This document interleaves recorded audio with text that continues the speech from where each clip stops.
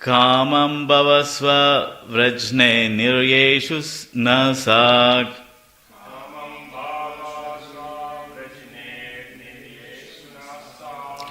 Kamam bhavasva vrajane nirayeshu nastak.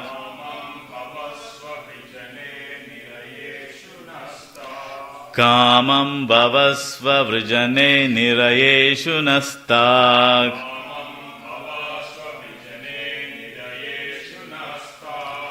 Cheto alivad yadi nu te padayo rameta. Cheto alavi yadi nu te padayo rameta.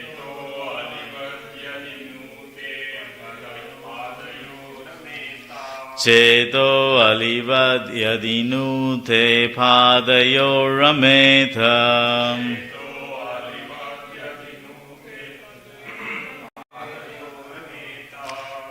Vachas cha nas tulasivat yadi te angrishobha. Vachas chanas tulasivat yaditeng angrishobham.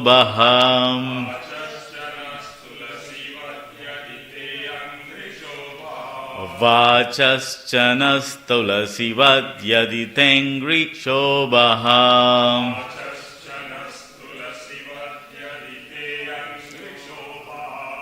Puryeta te gunaganair yadi karnarandaraha. Puryeta te gunaganai yadi karnarandraha.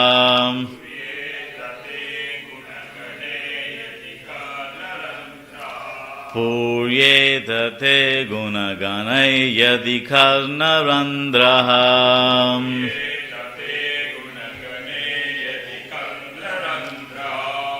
Kamam bhavasva vrijane nirayeshu nasta.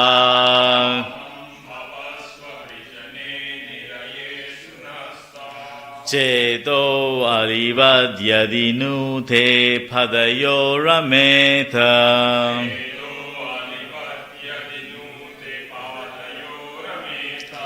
Vachas chanas tulasivad yaditangri shobha.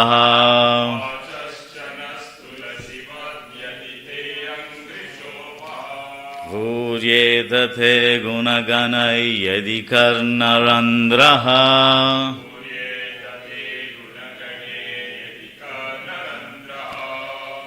Prabhuji.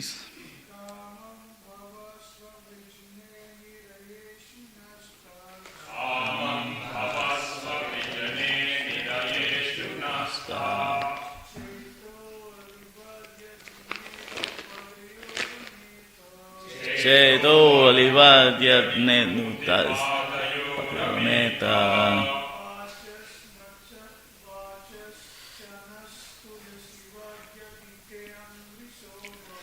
Vachas chanas tulasivad yaditeng grishobha.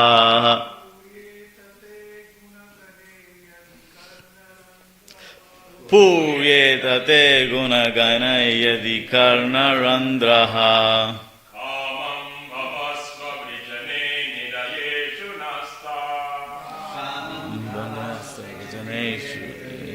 Nastak.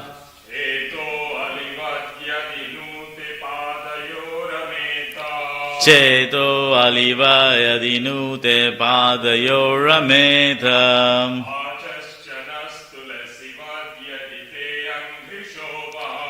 Vachas chanas tulasivad yaditang grishobha.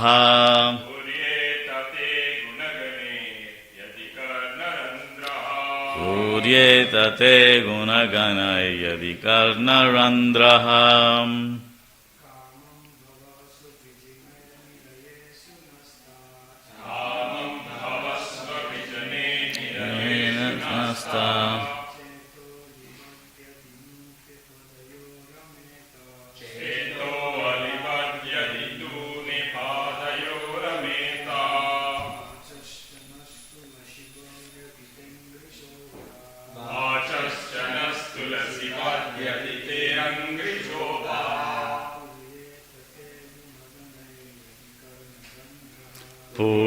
Puryetate gunaganai yadi karnarandraha.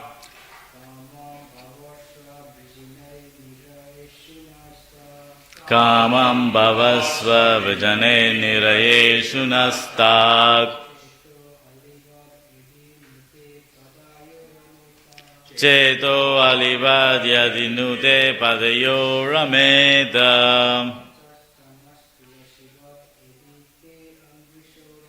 Vajas janas tulasivad yadite angri shobha. Puryetate gunaganair yadi karnarandra. Kamam, as much as deserved. Bhavaha, birth. Svavirjinaihi, by our own sinful activities. Nirya-eshu, in low births. Naha, our. Stat, let it be. Chetaha, minds. Alivat, like bees. Yadi, if. You, nu, maybe. Te, your. Padayoho, at your lotus feet. Rameta, are engaged. Vachaha, words. Cha, and. Naha, our. Tulasivat, like the tulasi leaves. Yadi, if. Te, your.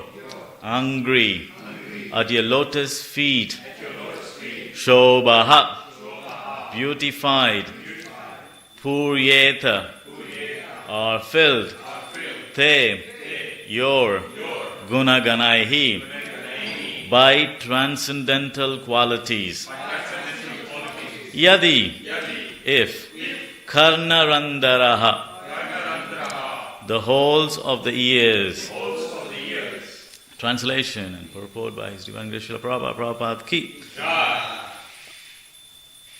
O Lord, we pray that you let us be born in any hellish condition of life, just as long as our hearts and minds are always engaged in the service of your lotus feet. Our words are made beautiful by speaking of your activities, just as tulsi leaves are beautified when offered unto your lotus feet, as long as our ears are always filled with the chanting of your transcendental qualities. Please repeat after me. O Lord, we pray that you let us be born in any hellish condition of life, just as long as our hearts and minds are always engaged in the service of your lotus feet.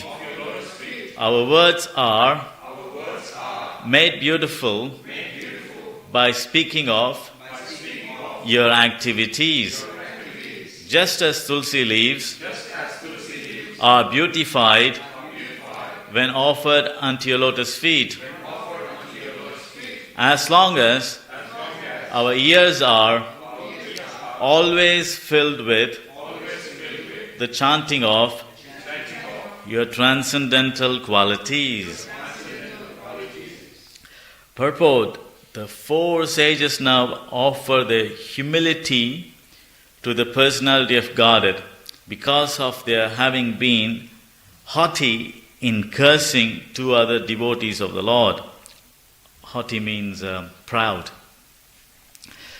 Jaya and Vijaya, the two doorkeepers who checked them from entering the Vaikuntha planet, were certainly offenders. But as Vaishnavas, the four sages should not have cursed them in anger. After the incident, they become conscious that they had done wrong by cursing the devotees of the Lord. And they prayed to the Lord that even in the hellish condition of their minds hellish condition of life, their minds might not be distracted from the engagement of the service to the lotus feet of Lord Narayana. Those who are devotees of the Lord are not afraid of any condition of life, provided there is constant engagement in the service of the Lord. It is said of the Narayana Para, or those who are devotees of Narayana, the Supreme Personality of Godhead, na kutaschana bibhyati. Bhagavatam's Canto 6, Chapter 17, Text 28. They are not afraid of entering a hellish condition, for since they are engaged in transcendental loving service of the Lord, heaven or hell is the same for them.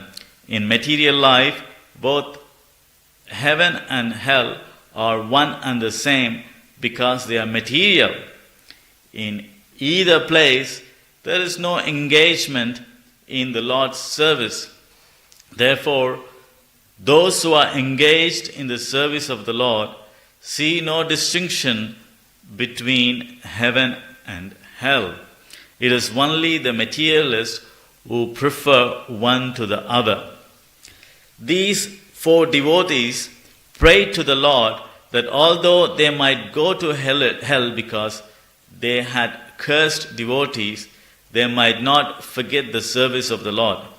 The transcendental loving service of the Lord is performed in three ways: with the body, with the mind, and with words.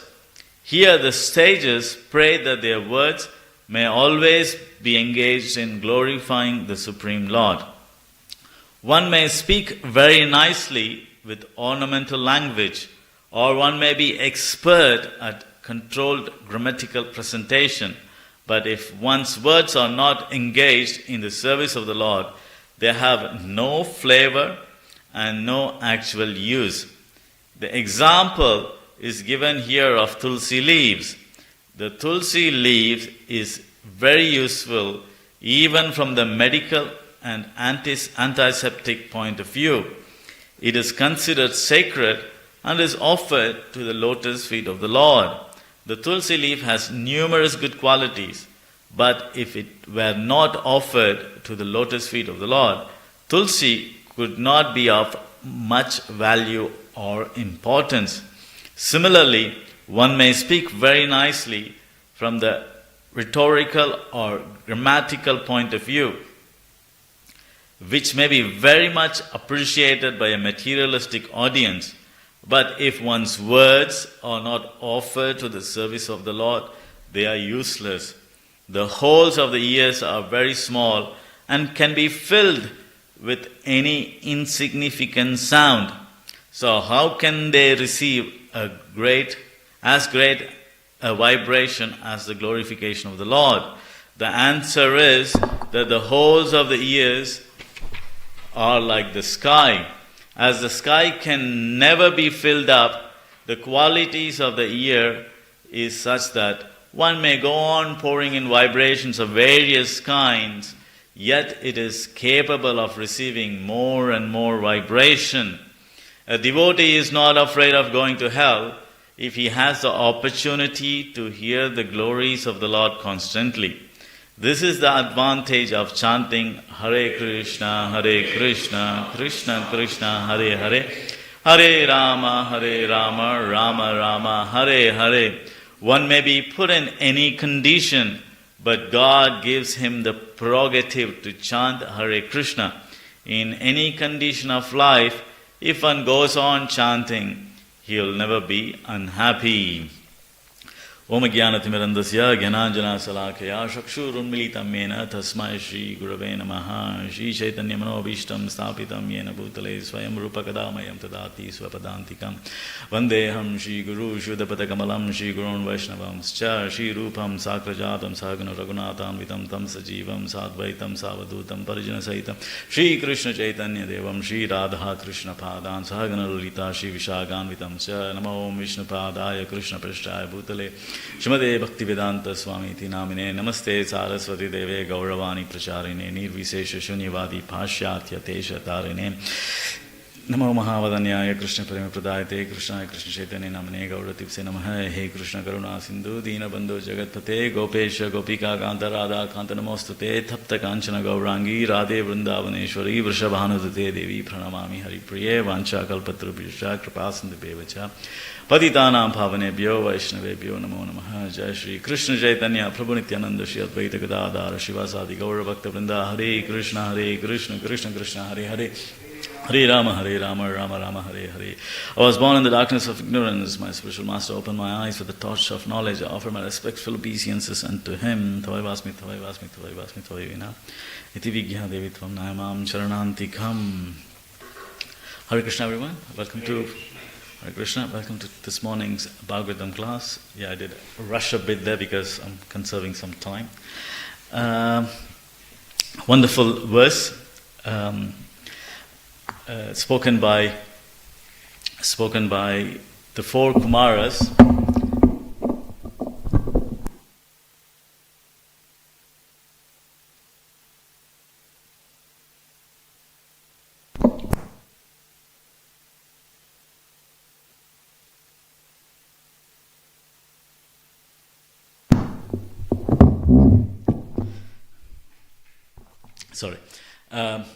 Wonderful words spoken by the four Kumaras in their maturity, after they went through the whole disrespecting the Vaikuntavasis and having the opportunity to see the Lord. So these verses are spoken in maturity. So they are quite nice. So this chapter, description of Kingdom of God, describes how the four Kumaras, they out of their free will traveled to Vaikuntha, happened to see Jai Vijay and got annoyed with them and cursed them.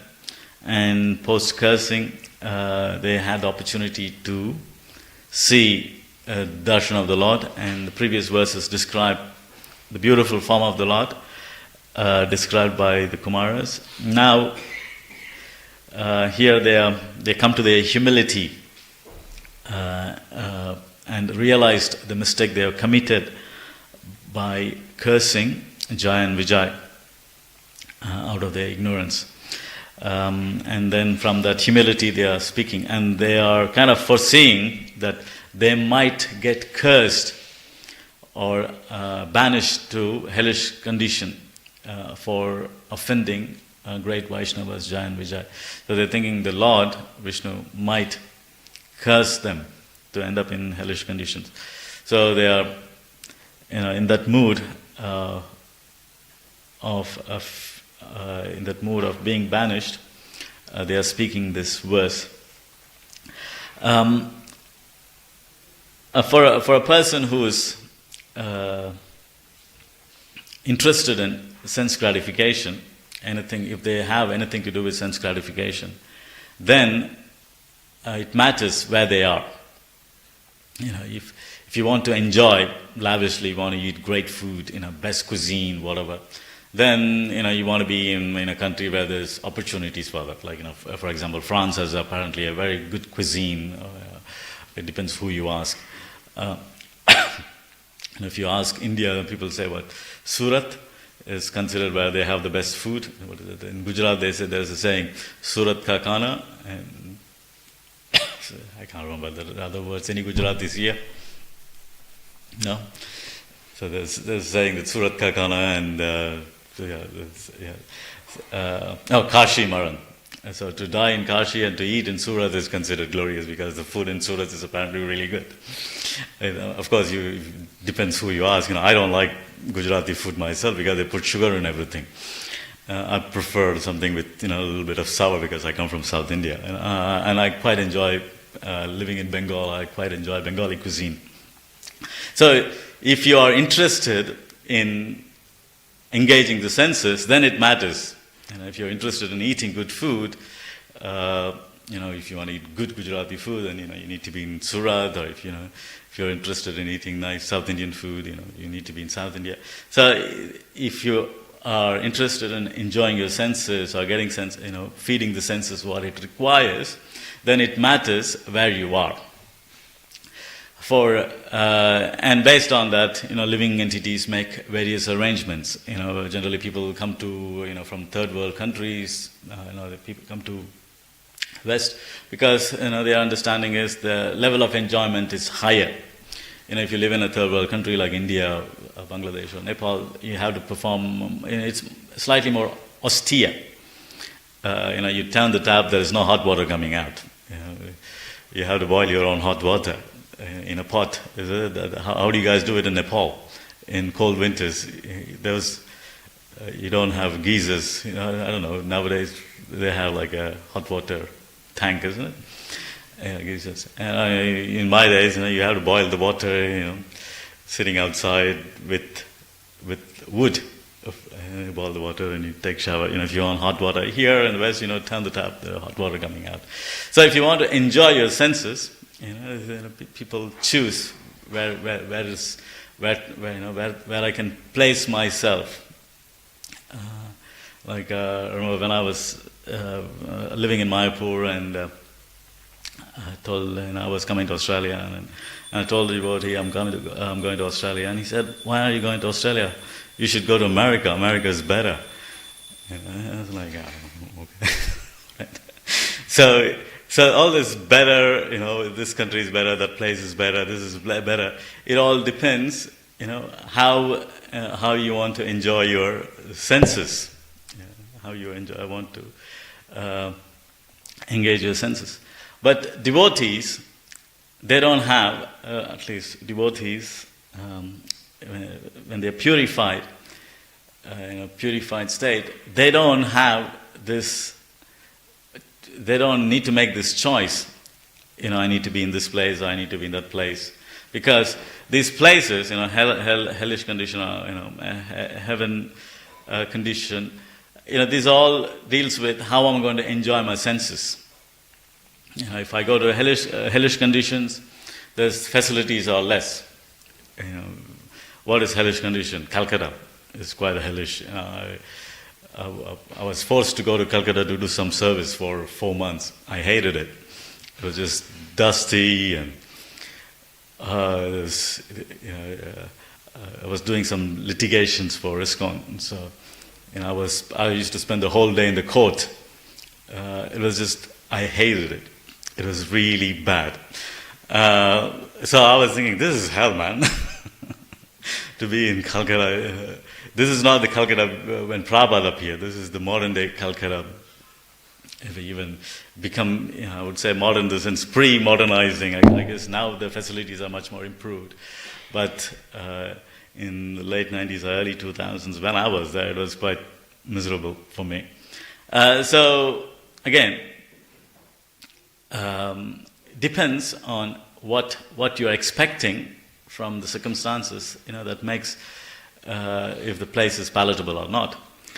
So for devotees, as I mentioned, they don't care if they are in heavenly conditions, because they're not interested to go to heaven to dance with the apsaras, or being served by the kinnaras and yakshas and vidyadharas. They are not interested in those things. The demigods are interested in those things. Same thing in hellish conditions. It's dark and gloomy and hot or dusty, whatever. It doesn't bother them, because they're not there to experience those. Their experience is based on devotional service. They are fully engaged in performing devotional service. And identity of a devotee is their service. So it doesn't matter where they are, they can perform devotional service. The good thing about devotional service is it is not bound by material circumstances. You can perform devotional service in heavenly planets. You can perform devotional service in hellish conditions. And you can perform devotional service in earthly planet. Doesn't matter where you are. Devotional service there's no hindrance to performing devotional service. Especially in Kali Yuga. Even in previous ages, the expectation is, you go to a silent place, go to the forest and do meditation. In Satya Yuga or in Treta Yuga, you build temples or perform yagyas. In Dwapara Yuga. Even in those ages, there might be a perceived requirements. If you want to do meditation to go to forest, there's no forest to go to. If you go and live in national park, the police will come and kick you out. You can't go and camp there, in Royal National Park or Kuringa National Park. So there's no, you can't go to a forest to become a vanaprastha anymore. So at least in previous ages, there may be a perceived idea of some requirements. I need a forest to go to. But now in Kali Yuga, due to Sankirtan movement, even that requirement is, that perceived requirement is not required. You can chant Krishna's name anytime, anywhere. You can read Bhagavatam at any place, anywhere. And you can cook prasadam, offer to the deities and accept prasadam anywhere. So, devotional service is not hinged by the external requirement of being in a suitable condition or not so suitable condition. Of course, we all have our own, contaminations, and we want to, work out a situation where we can perform our devotional service without, too much disturbance. But on a pure devotee, when a person becomes pure, these requirements are, it's not required anymore. Like you can see the example of Raghunath Das Thakur.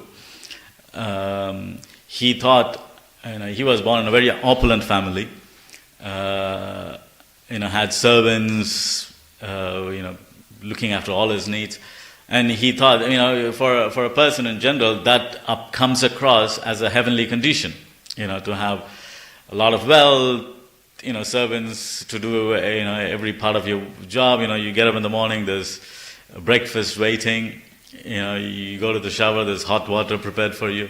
It kind of appears to be, there's heavenly condition. But Raghunath Das Goswami thought this is hellish.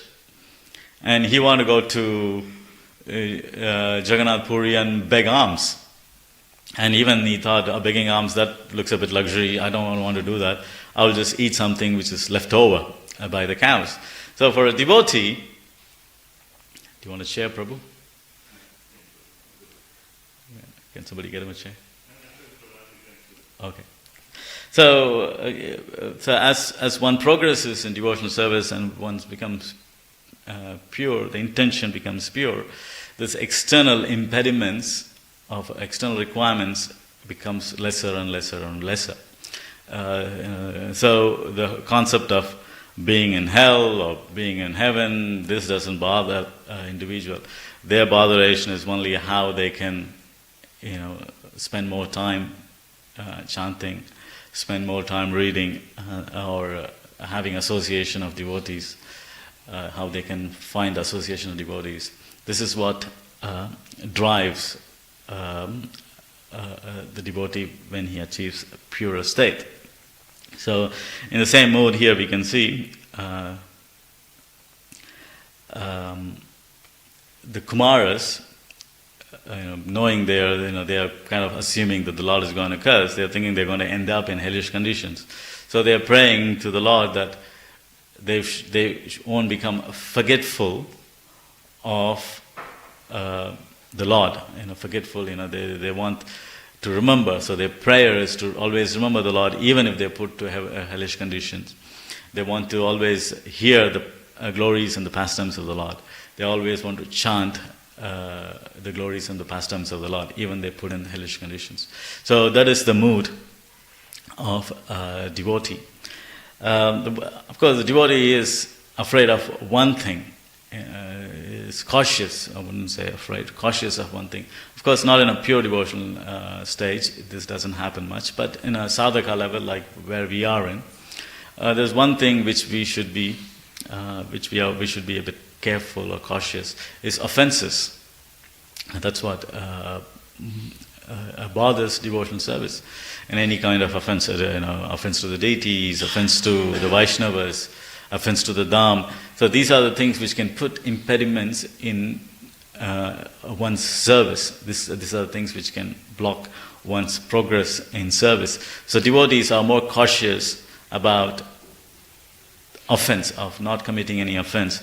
They're not interested, they're not more conscious of developing their circumstances so they can be comfortable. So their focus is to avoid offenses so they can, progress in their devotional service. So that's for sadhakas like us, avoid offenses. And whatever situation we are in, you make the best use of it and increase our chanting and reading. What is that? Prahlad Maharaj says, anything you try to do in this material world to eliminate your misery, the process, what you do to eliminate your misery is more miserable than the misery itself.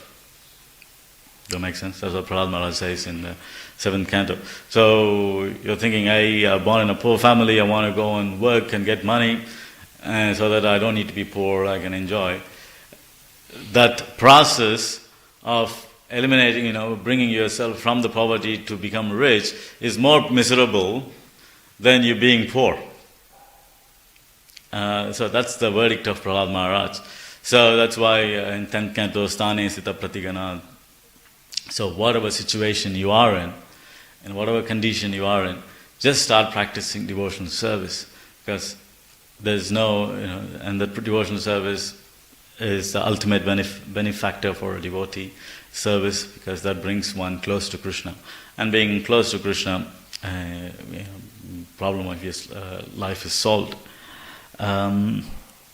So that's the understanding. Here Prabhupada quotes Narayana Para. This is from 6th canto. This is Lord Shiva's discussion with Parvati just after Parvati curses Chitraketu. Chitraketu is a great devotee. He's a devotee of Lord Anantashesh. So is Lord Shiva. So when Chitraketu had a jovial interaction with Lord Shiva, because they're like God brothers, they're worshipping, their Ishtadevata is Anantadev, they're in this very similar mood. So they are kind of equals. So equally they were having a bit of a banter between friends. But Parvati mistook that and cursed Chitraketu to take birth as a demon, as Vritasura. Surprisingly, to Parvati's surprise, Chitraketu wasn't disturbed. He laughed about it, he thanked her and paid obeisances and took off. And Parvati was quite perplexed. What is going on here? The entire material world comes to me begging for material boon, and here I've cursed this person and the person wasn't bothered. And on the other hand, he looks quite happy. So she was a bit bewildered. So Shiva points out her mistake and explains that, he's a devotee of the Lord. You send him to hell, he's happy. You send him to heaven, he doesn't care. Because he is constantly engaged in glorifying the Lord, hearing the glories of the Lord. Doesn't matter you put him. So anywhere you send him to, he is going to be happy. So there Lord Shiva explains the wonderful qualities of pure devotee and how they are not affected by hellish or heavenly conditions.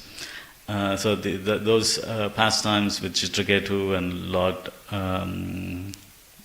Shiva's reply and Chitraketu becoming Vritasura and his glorifications are very key chapters, are very key topics in Bhagavatam. They are like key verses in Bhagavatam, considered key verses in Bhagavatam. So yes, devotees are not disturbed. On the other hand, when devotees are sent to hellish conditions or heavenly conditions, they even preach. They even bring people in those conditions to devotional practice. Like you can see Prabhupada, he went to New York, quite hellish, but he elevated the consciousness of people who came to him. He didn't become one of them. He elevated the consciousness of people. He gave them devotional service. By association with Prabhupada, they became devotees. Same as you can see similarly when Narada Muni goes to heavenly planets, he engages people in devotional service. Or if he goes to hellish planets, same thing. He goes to see Bali Maharaj, or so he encourages them to devotional service. So for a devotee, he goes to hellish condition, he preaches, takes part in devotional service, and he does the same thing in heaven. And he's not really bothered by the situation.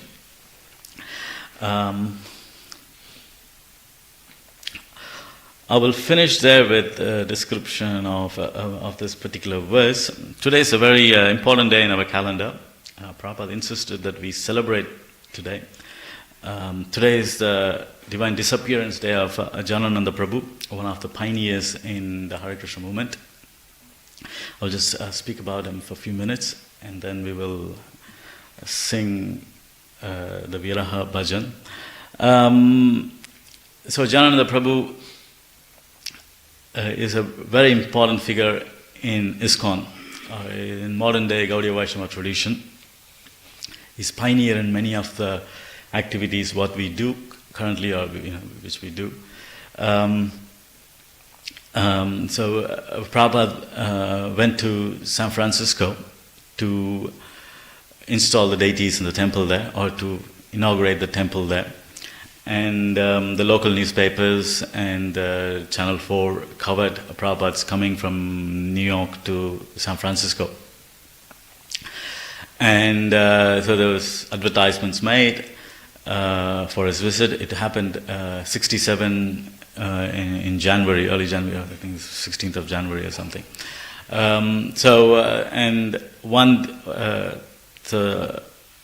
Janananda Prabhu, his previous name was Jim Cole. He saw this advertisement and he went to see Prabhupada.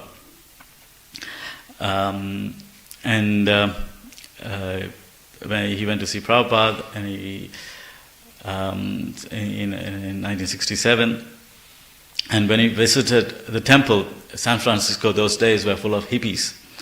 So everyone who came to the temple, or who were participating or living in the temple those days, had dreadlocks, unshaven, quite dirty, hippie lifestyle. But even then, Jim Cole, when he visited the temple, he was cleanly shaved. He was well presented. He had his clothes nicely ironed. He was a very well presented gentleman. So he kind of stood out between all these hippies, in their dirty habits. He stood out. And while he visited the temple, he bought the first 3 cantos of Srimad Bhagavatam from Prabhupada. Prabhupada signed, autographed the Bhagavatams he bought. He said, best wishes to Sriman Jim Cole. And he autographed the 3 cantos of Bhagavatam. And so Jim started coming to temple. When he saw Prabhupada, he told devotees in later life that when he saw Prabhupada first time, he had the confidence that this Swami is not going to cheat him. That's how he felt. Before coming to the temple, he wasn't particularly religious or anything, but when he saw Prabhupada, he immediately understood that this is not an ordinary Swami, and he took the process very serious.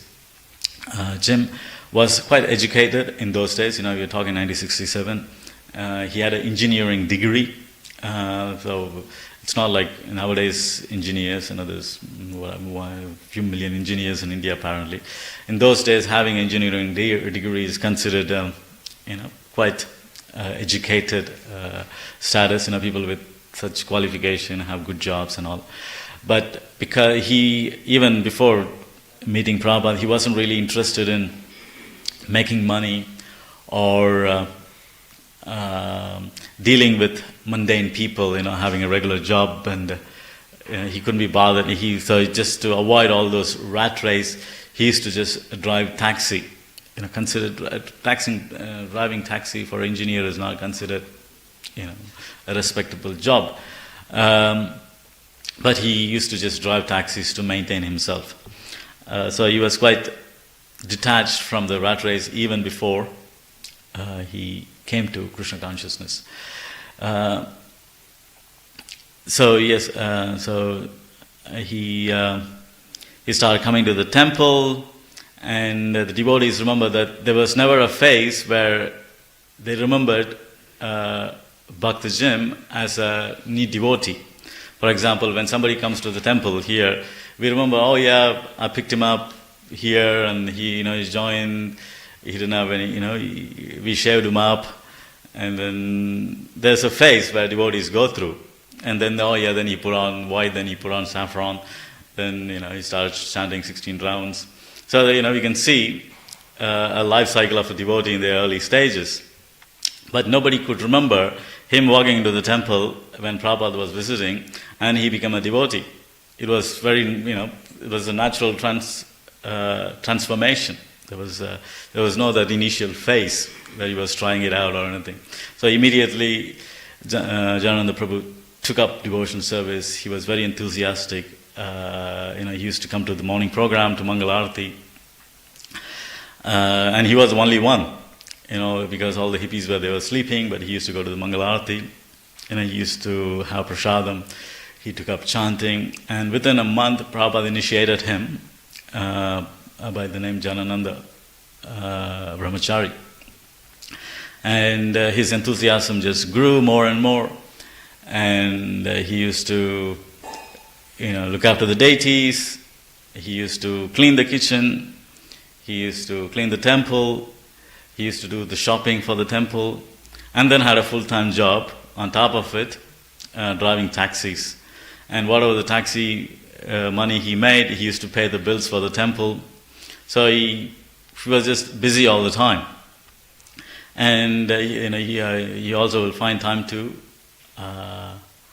talk to devotees, preach to devotees, and encourage them or teach them how to perform devotional service. And some of the devotees asked him, what is the secret of becoming a good devotee? And Father Janananda Prabhu said, I wouldn't know, I'm just too busy doing service. So in one sense he's telling how to become a good devotee, that one has to be quite busy. So that was his mood. And he was also he wasn't the younger ones joined. When he showed up, he was 28. So in those days, the audience what Prabhupada had was very young people. For 28 years, it's considered as an older person. So he was, compared to others, he was older than others. But he was very humble and kind and very tolerant to everyone. And he made friends with anyone, everyone. He made friends with people who, dignitaries. He made friends with drunkards on the street. He made friends with the homeless people. He was friendly to everyone, these are the qualities of a very advanced, devotee. And Janananda Prabhu is exhibiting these qualities, or training us, showcasing these qualities in a very early stages of his devotional service. How a devotee should act. If we become a devotee and after a few years, we get initiated, then we are like judging. I'm not going to talk to him. I'm not going to talk to this person or that person. We are becoming a bit. But he was quite tolerant and approachable to anyone and everyone. And whatever the money he had, he gave that money to Prabhupada, whatever his life's earning, which is again to give up everything, one's material possession to the spiritual master. These are all very, high qualities. In a very early stage, he gave all his possession to Prabhupada. When you read Nectar of Devotion, Prabhupada writes in his introduction, thanks to Janananda, sorry. Am I been saying Janananda? Sorry, it's Janananda. Thanks to Janananda Brahmachari for donating $5,000 to print the Nectar of Devotion book. The book what we have, the Nectar of Instruction, Devotion, it's been printed and it's available to us because of the donation given by Janananda Prabhu. Janananda Prabhu, sorry. I was close to Janananda Prabhu as well, so I used to travel with him, so sorry, I'm just mixing things. Janananda Prabhu. Jayananda, yeah.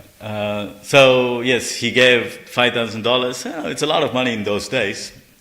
Even now, for somebody to give $5,000, people think twice. So he gave $5,000 to Prabhupada to print the book.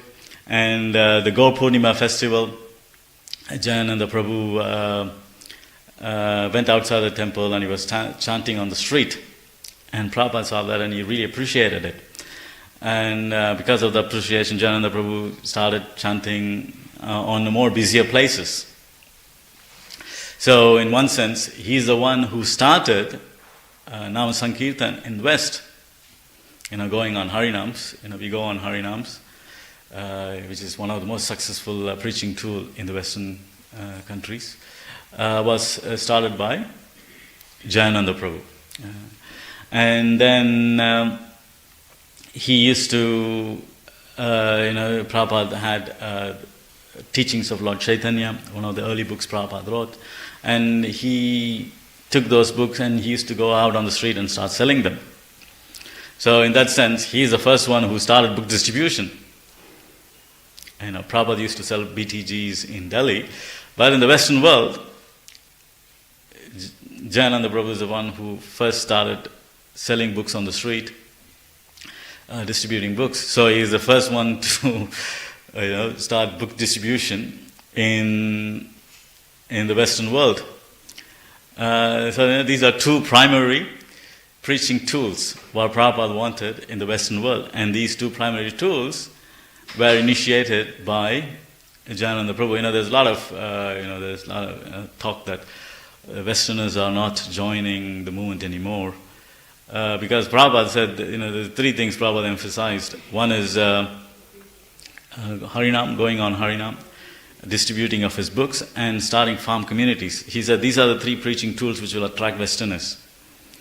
And by doing this, Western devotees join, and there's a bit of a criticism that there's no Westerners joining, it's only Indians coming in nowadays. But these are the things Prabhupada wanted so that Western devotees, Westerners can take up Krishna consciousness. So out of these three activities, Janananda Prabhu initiated the first two in his lifetime. Again, in San Francisco temple, somebody went and bought, one of the devotees went and bought a deity of Jagannath, just Jagannath, from a export shop, export-import shop. And then Prabhupada sent the devotees back and said, go and get Balaram and Subhadra as well. So, the devotees went and brought Jagannath, Baladev and Subhadra. And that's how Jagannath, Baladev and Subhadra was started, being worshipped in ISKCON centers. So Prabhupada had a very much desire or attachment from very childhood about Ratha Yatra, because he used to perform Ratha Yatra as a child when he was living in Calcutta. So he wanted to share that mercy to the Western world as well. So he had this intense desire to hold Ratha Yatra. So he expressed the desire to Janananda Prabhu, and Janananda Prabhu built the first Rath cart, and he was the first person to organize Ratha Yatra in San Francisco. So book distribution started by him, Harinam started by him, the Ratha Yatra festival. That also was started by Janananda Prabhu. And as the years passed, he developed the Ratha Yatra program. He used to bake pies to go and give it to city officials, the police, to get permissions and things like that. So he made this Ratha Yatra program very glorious. The San Francisco Ratha Yatra in ISKCON, at least in my days, used to be a big event, a Festival of India. Ratha Yatra in San Francisco was a huge event. And Prabhupada, so he also, Janananda Prabhu also went to New York to help with the Ratha Yatra festival there. So just before the festival, he had some bodily issues. He saw some lumps in his body, very painful. When devotees asked him about it, he didn't want them to disclose that to Prabhupada. He went ahead organizing the Ratha Yatra, New York Ratha Yatra again. It used to be a big, huge festival. Trump, the ex-president of United States, gave his backyard to the devotees to build the Rath. It was apparently unheard of that Trump would ever do something like that. But when devotees approached him, he didn't even ask a question. Yeah, go ahead. Probably it was Janananda who went and asked, I'm not sure. And even Trump's then secretary was surprised. He never allows things like that. So he pretty much gave a backyard for the devotees to go and build. So Janananda Prabhu was instrumental in making Bhakta Trump, engaging him in his in Jagannath service. It's not something ordinary to have that opportunity.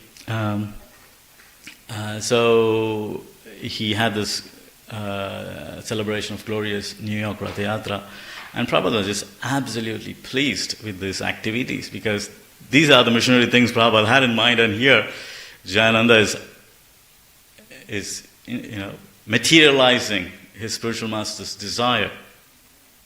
And there was, here when a sannyasi comes, then suddenly all the disciples and devotees just appear and they want to be shown, seen. But when Prabhupada was there, you wouldn't see Janananda. He was always busy cooking or cleaning. And Prabhupada said, where is Janananda? Go and get him. Go and get him. So devotees has to go and look for him. Where is he? He's busy cooking the feast or something. And when Prabhupada is calling you, okay. So when he comes to Prabhupada, he gives a garland and he apologizes. Prabhupada, I'm very dirty. I've been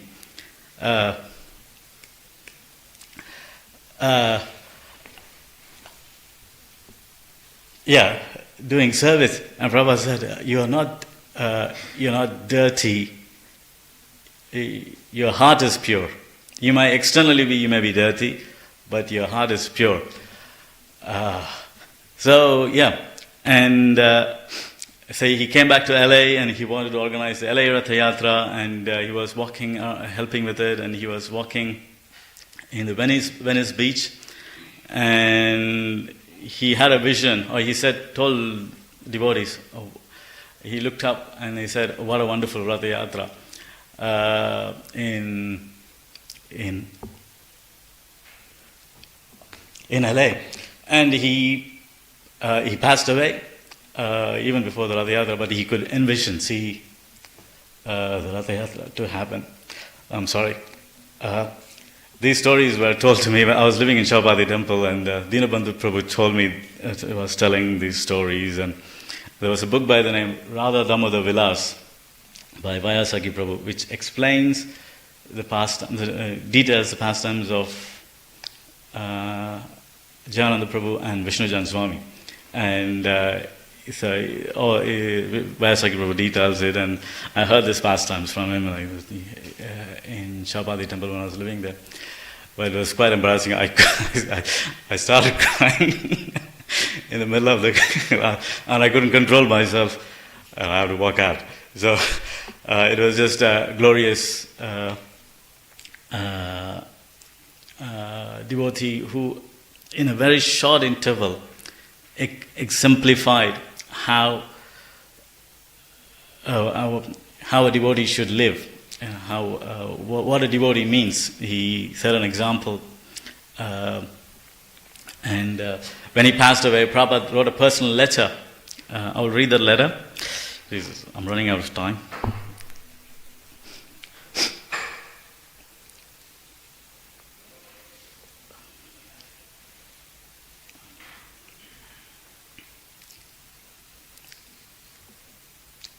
My dear Janananda, please accept my blessings.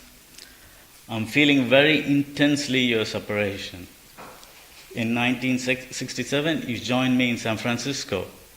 You were driving my car and chanting Hare Krishna. You're the first man to give me some contribution, $5,000, for printing my Bhagavad Gita.